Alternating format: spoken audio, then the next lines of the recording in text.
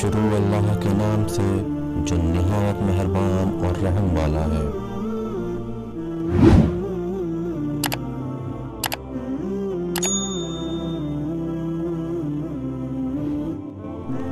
چونکہ تمام قریش کے سارے قبیلے اور دوسرے تمام قبیلے دیکھ رہے تھے کہ ان کے معبودوں کو جن کو وہ اور ان کے باپ دادا برابر پوجا کرتے چلے آ رہے ہیں، ان کی بڑائی اور عزت مٹ رہی تھی اور بت پرستی خطرے میں پڑتی جا رہی تھی۔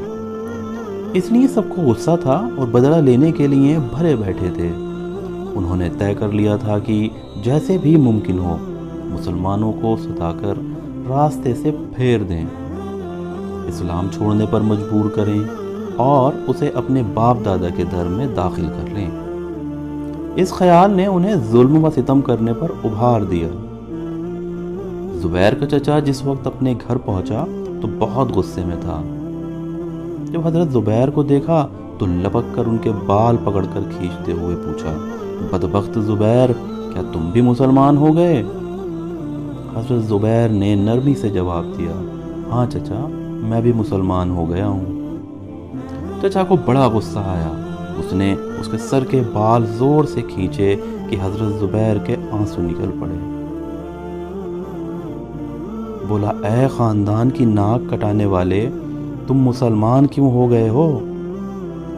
اگرچہ حضرت زبیر جوان تھے، طاقتور تھے، چاہتے تو چچا کو اٹھا کر پھینک دیتے، لیکن وہ اپنے چچا کا احترام کرتے تھے۔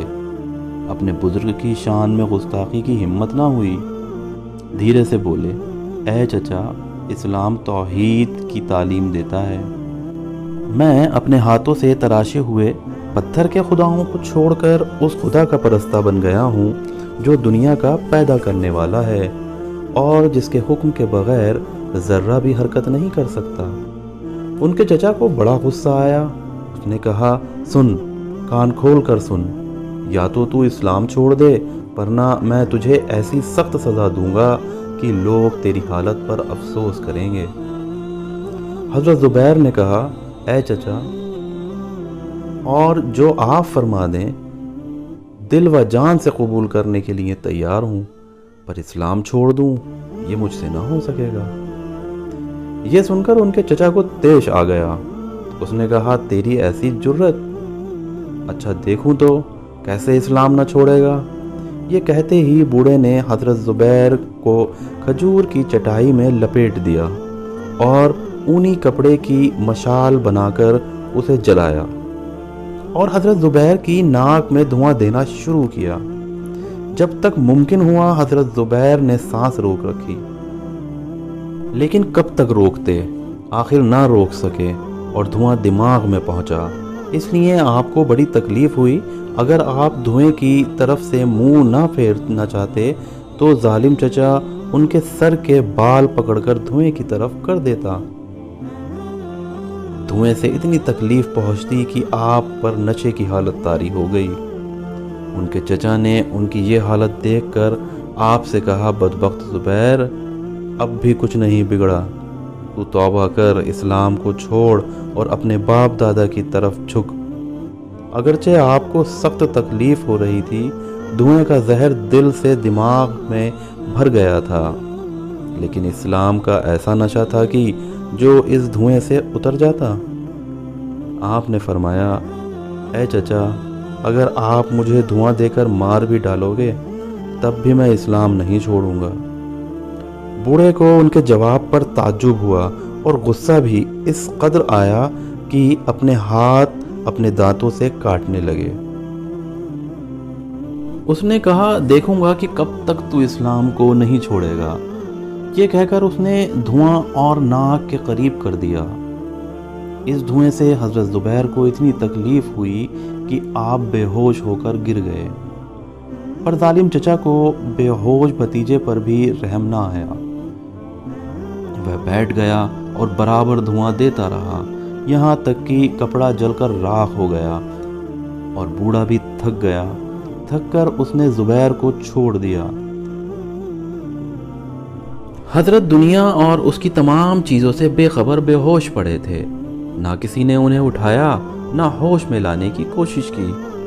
جس وقت زبیر پر یہ سختی گزر رہی تھی اس وقت حضرت عثمان بن عفان کو ان کے چچا نے بلا کر پوچھا، بیٹے کیا یہ سچ ہے کہ تو مسلمان ہو گیا ہے؟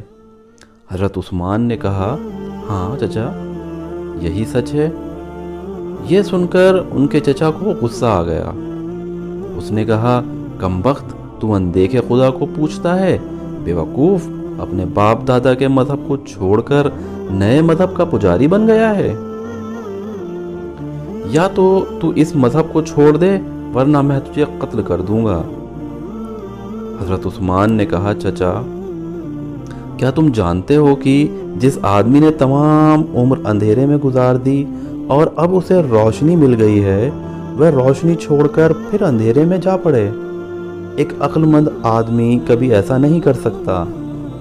ان کے چچا کو اس پر غصہ آ گیا اور اس نے کہا، اچھا تو اندھیرے سے اجالے میں آ گیا ہے، دیکھ یہ روشنی ہی تیری موت کا پیغام ہے۔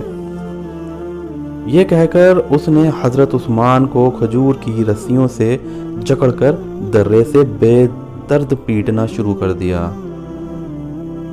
اور اتنا پیٹا کہ آپ کا بدن لہو لہان ہو گیا۔ حضرت عثمان پٹتے رہے، تمام بدن زخمی ہو گیا، سخت تکلیف ہوئی۔ آپ نے تکلیف برداشت کرنے کے لیے ہونٹوں کو دانتوں میں دبا لیا، آہ تو آہ اف تک نہیں کیا اور اسلام کو چھوڑنے کا وسوسہ تک پیدا نہ ہوا۔ آپ نے اگر کہا تو صرف یہ کہ میرے جسم کے ٹکڑے کر ڈالو، لیکن یہ نہ ہوگا، ہرگز نہ ہوگا کہ میں اسلام کو چھوڑ دوں، میں زندگی کی آخری سانس تک مسلمان رہوں گا۔ ان کا چچا اس بات پر اور بھی بگڑے اور اس نے پوری طاقت لگا کر حضرت عثمان کو مارنا شروع کیا۔ چمڑے کا کوڑا تھا، بدن کے جس حصے پر پڑتا تھا کھال ادھیڑ دیتا تھا، تمام بدن زخموں سے چور تھا اور جسم کے مختلف حصوں سے خون کا فوارہ ابل رہا تھا۔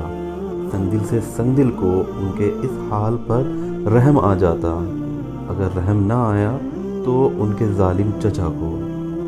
وہ برابر آپ کو مارتا رہا یہاں تک کہ آپ بے ہوش ہو کر گر پڑے۔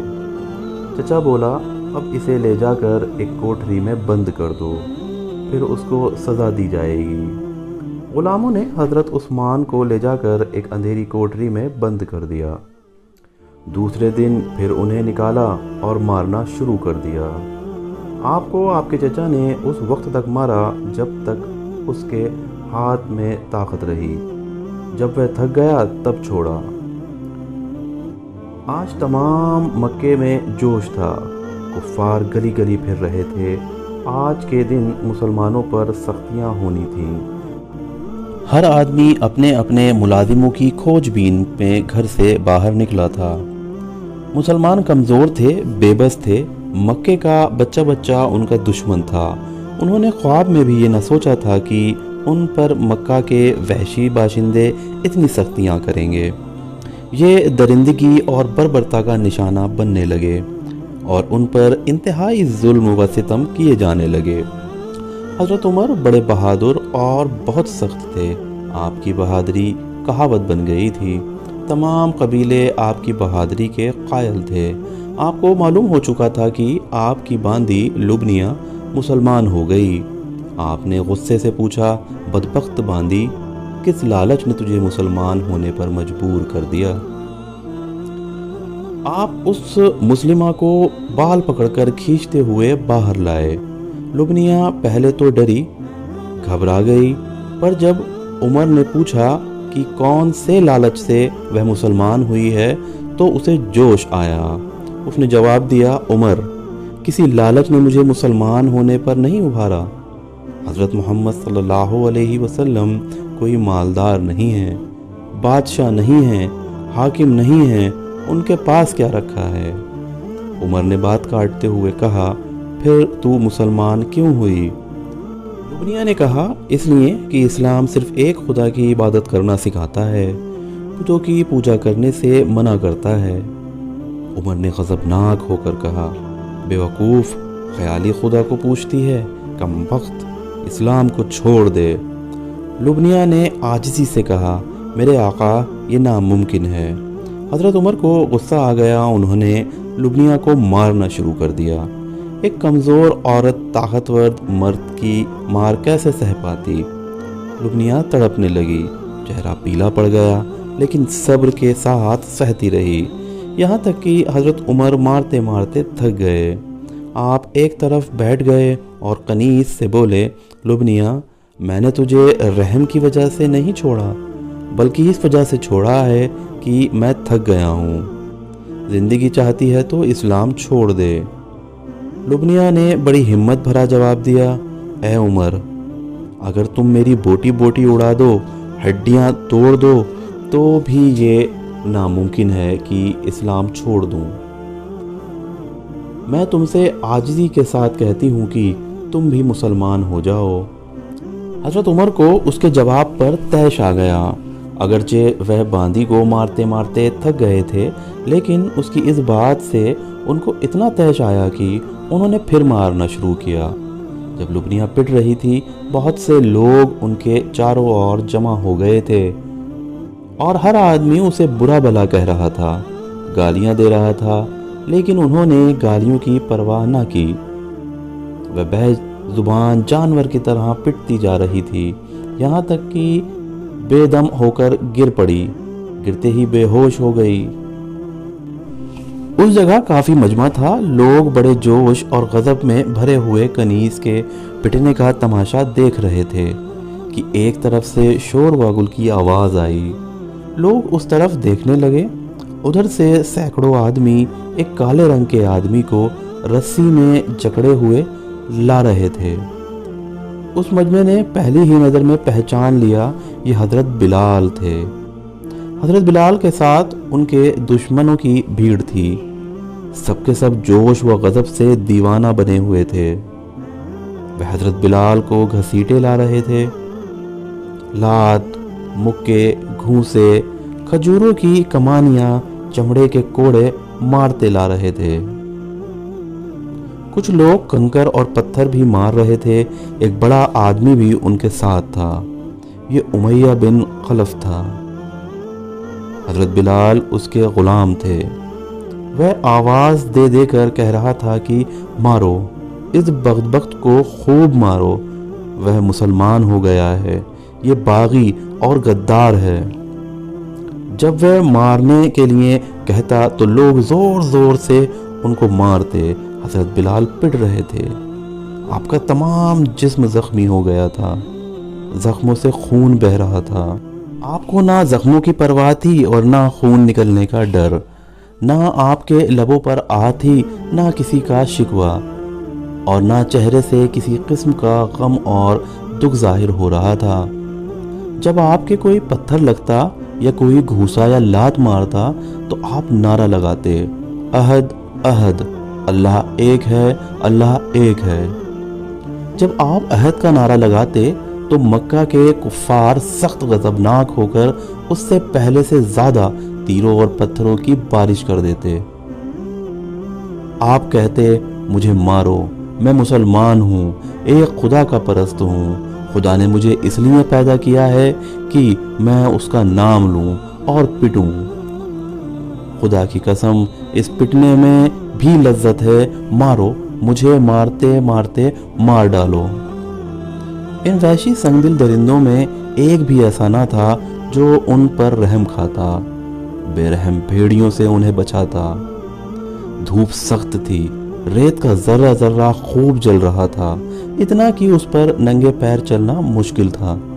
یہ لوگ حضرت بلال کو گھسیٹتے ہوئے مکہ سے باہر لے گئے، انہیں تپتی ہوئی ریت پر کھڑا کیا، کپڑے اتار کر جسم کو ننگا کیا، جس سے جتنا مارا گیا مارا، پھر جلتی ہوئی ریت پر لٹا دیا گیا۔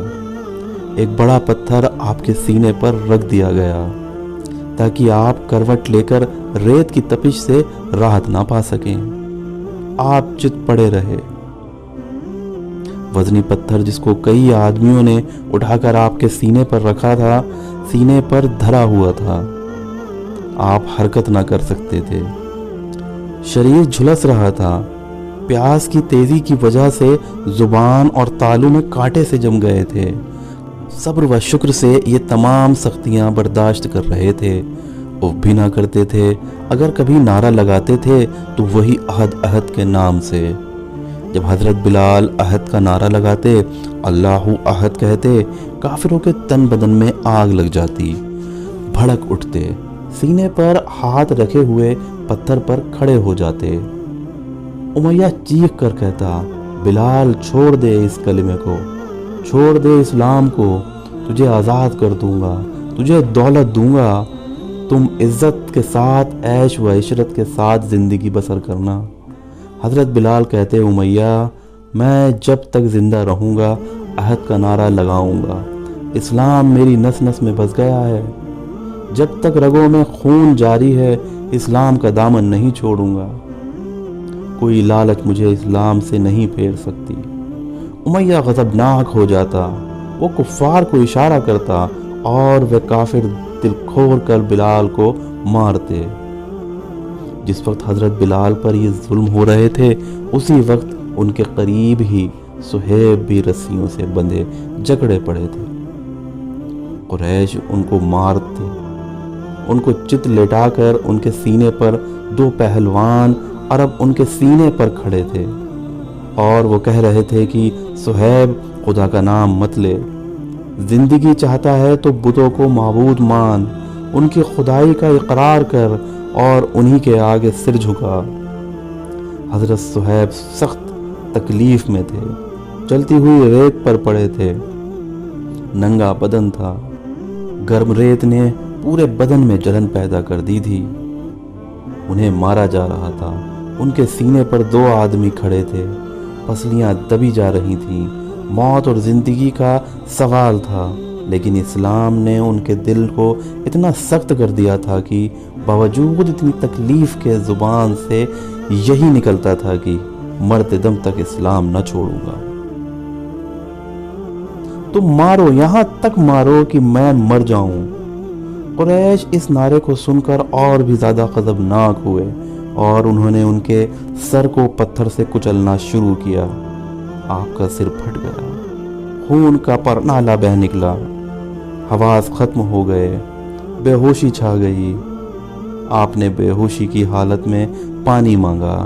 इन दारिंदों में से एक भी ऐसा ना था जो उस बेबस मुसलमान के सूखे गले में कुछ बूंदे टपका देता।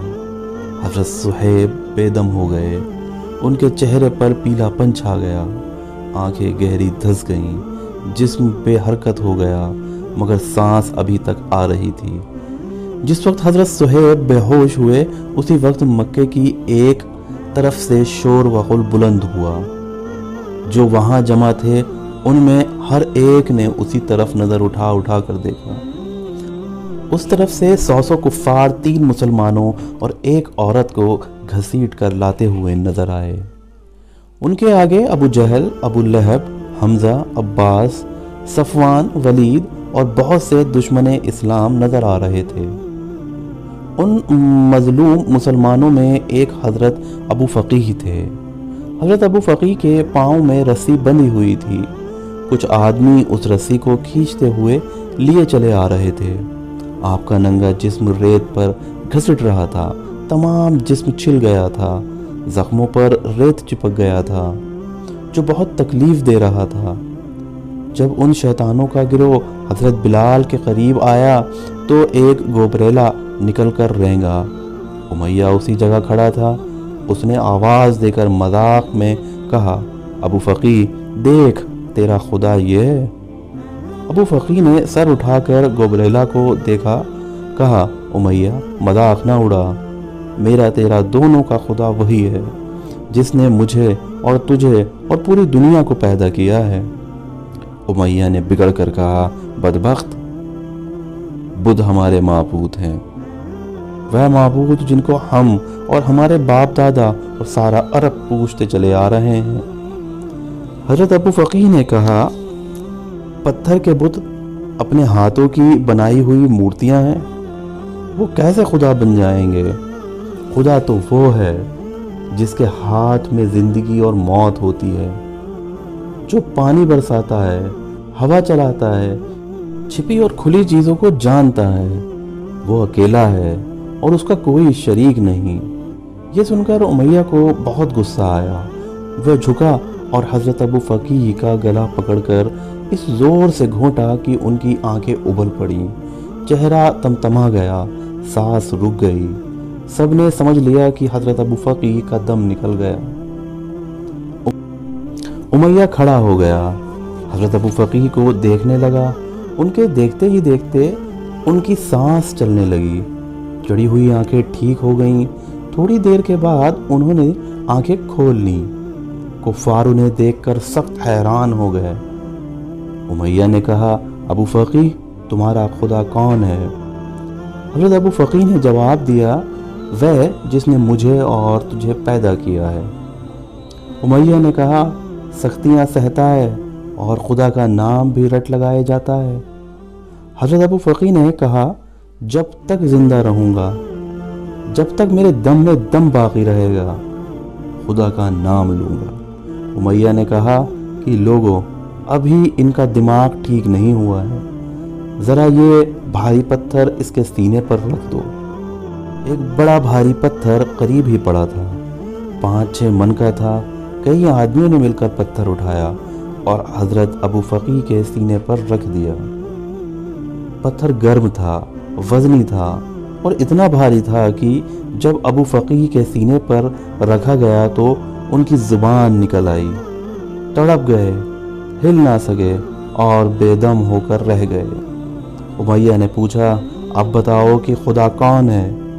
حضرت ابو فقیہ بول نہ سکتے تھے، سانس نکلی جا رہی تھی، حرکت کرنے کی طاقت نہیں تھی۔ انہوں نے اشارے سے بتایا کہ خدا وہ ہے جو نیلی چھت پر ہے۔ امیہ کچھ کہنا چاہتا تھا کہ قریب ہی سے دل ہلا دینے والی چیخ سنائی دی۔ سب نے گردن اٹھا کر دیکھا۔ پہلی ہی نظر میں دکھائی دے گیا کہ ابو جہل برچھی لیے ہوئے کھڑا ہے اور امیہ کے سینے سے خون کا پھوارا ابل رہا ہے۔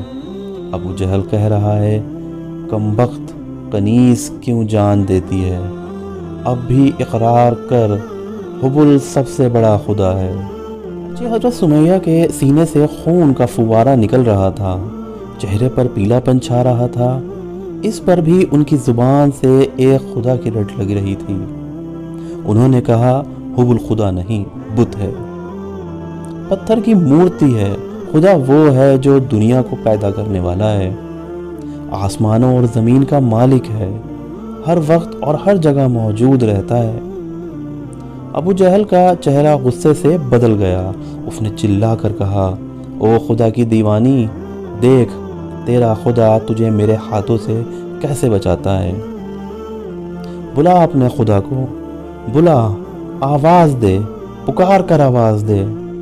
حضرت سمیہ نے کہا، خدا کو چلا کر پکارو یا دھیرے سے، وہ دیکھتا ہے، اپنے نیک بندوں کا امتحان لیتا ہے۔ ابو جہل، سوچو، کیا پتھر کی تصویریں جنہیں تم یا تمہارے باپ دادا نے خود گڑھا ہے خدا ہو سکتے ہیں؟ خدا کی قسم نہیں، خدا وہی ہے جو پوری دنیا کا پیدا کرنے والا ہے۔ عزت و ذلت، موت اور زندگی اسی کے ہاتھ میں ہے۔ ابو جہل غصے سے پاگل ہو رہا تھا۔ اس نے غضبناک ہو کر کہا، حضرت سمیہ کو زور سے برچھی ماری۔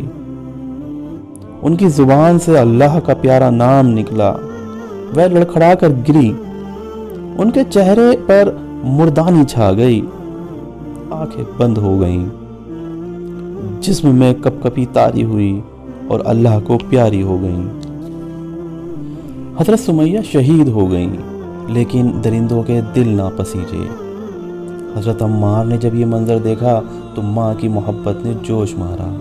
وہ لپک کر اپنی مردہ ماں کے پاس بیٹھ گئے، روتے ہوئے بولے، امی، میں بڑا بدبخت ہوں، تمہاری کوئی خدمت نہ کر سکا، مجھے بھی اپنے ساتھ لے چلتی۔ اٹھ پیاری امی، اٹھ۔ خدا کا نام لینا کفار چپ چاپ کیسے سنتے؟ جب انہوں نے خدا کا نام لیا تمام کفار بگڑ گئے، سب ان پر برس پڑے، انہیں لات، گھوسے اور مکوں سے مارنا شروع کر دیا، اتنا مارا کہ وہ بے ہوش ہو کر اپنی ماں کی لاش پر گر پڑے۔ حضرت یاسر بھی قریب ہی کھڑے تھے۔ بیوی کی موت نے دکھی بنا دیا تھا، بیٹے کے بے ہوش ہونے سے اور بے قرار ہو گئے۔ انہوں نے کہا، بدبختو، تم میں ایک بھی خدا کا بندہ ایسا نہیں ہے جو اس بے گناہ اور بے زبان مخلوق پر رحم کرے۔ خدا کا نام سنتے ہی کفار کو غصہ آ گیا، انہوں نے اسے بھی گھونسے اور مکوں سے مارنا شروع کیا۔ بولے، بے وقوف بوڑھے، خدا کا نام لیتا ہے، خیالی خدا کو چھوڑ اور ہمارے معبودوں کو اقرار کر۔ حضرت یاسر نے کہا، ناممکن ہے، مسلمان اس خدا کو مانتا ہے جو سب کا پیدا کرنے والا ہے، ان کا سر بتوں کے سامنے نہیں جھک سکتا۔ ابو جہل غصے سے بھر اٹھا، بولا، او موت کی دعوت دینے والے، تجھے ہمارے معبودوں کے سامنے سر جھکانا ہوگا۔ حضرت یاسر نے کہا، جب تک بدن میں طاقت ہے اور دماغ میں سوچنے کی طاقت باقی ہے، تب تک تو غیر ممکن ہے کہ میرا سر یا کسی مسلمان کا سر کسی بت کے سامنے جھک جائے۔ ابو جہل بولا، اتنا گھمنڈ؟ اچھا دیکھتے ہیں تو کب تک اپنی ضد پر قائم رہتا ہے۔ یہ کہتے ہی اس نے اپنے 2 آدمیوں کو 2 اونٹ لانے کا حکم دیا۔ لوگ دوڑے ہوئے گئے اور جلدی سے 2 اونٹ لائے، دونوں پر ہماریاں کسی ہوئی تھیں۔ ابو جہل نے کہا، یاسر، اب بھی کچھ نہیں بگڑا ہے، ہمارے معبودوں کو خدا مان لے، بچ جائے گا۔ نہ صرف یہ کہ بچ جائے گا بلکہ دولت سے مالا مال کر دوں گا۔ کمبخت، زندہ رہ، آرام و راحت سے زندگی بسر کر۔ حضرت یاسر نے کہا، دنیا کچھ دنوں کی ہے، آخرت تو ہمیشہ کی ہے، آخرت کا آرام بھی ہمیشہ کا ہے، اور جسے آخرت کی تکلیف پہنچی اس نے اپنا سب کچھ کھو دیا۔ اللہ کا فرمان ہے، تم اور جن چیزوں کو پوچھتے ہو سب دوزخ کے ایندھن بنیں گے۔ اس کھلے ڈراوے کے بعد حقیقی معبود کو چھوڑ کر بتوں کے سامنے سر جھکانا مسلمانوں کا کام نہیں ہے۔ ابو جہل نے کہا، ایسا ہے تو اب زبردستی تجھے بتوں کو سجدہ کرایا جائے گا۔ اس نے اپنے آدمیوں کو اشارہ کیا، اس کے آدمیوں نے یاسر کو دونوں اونٹوں سے اس طرح جکڑ دیا کہ ایک اونٹ کی اماری سے دونوں ہاتھ اور دوسرے اونٹ کی اماری سے دونوں پاؤں باندھ دیے۔ اس طرح حضرت یاسر دونوں اونٹوں کے درمیان لٹکنے لگے۔ ابو جہل نے کہا، ہمارے معبودوں کو سجدہ کرو گے؟ آخری سانس تک نہیں، حضرت یاسر نے کہا۔ ابو جہل نے اونٹ والوں کو اشارہ کیا، انہوں نے دونوں اونٹوں کو مختلف سمتوں میں ہانک دیا۔ اونٹ چلے، رکے، جھٹکا دے کر پھر چلے۔ حضرت یاسر کے دونوں ہاتھ بازوؤں سے اکھڑ گئے۔ موت نے ان کو گود میں لے کر ان کی مصیبتوں کا خاتمہ کر دیا۔ اگلی قسط میں ہم جانیں گے کہ کفار مکہ نے غریب، بے بس، غلاموں، لونڈیوں اور امیروں، رئیسوں، قبیلے کے سرداروں پر جب خوب تشدد کر لیا اور اس سے بھی کوئی بات نہ بنی تو انہوں نے کیا تجویز پیش کی۔ آپ صلی اللہ علیہ وسلم کو دولت کی کیا کیا لالچیں دینا چاہیے، اور ہم اگلی قسط میں یہ بھی جانیں گے کہ عتبہ کو کیوں سفیر بنا کے آپ صلی اللہ علیہ وسلم کے پاس بھیجا گیا، اس ملاقات کا کیا اثر ہوا۔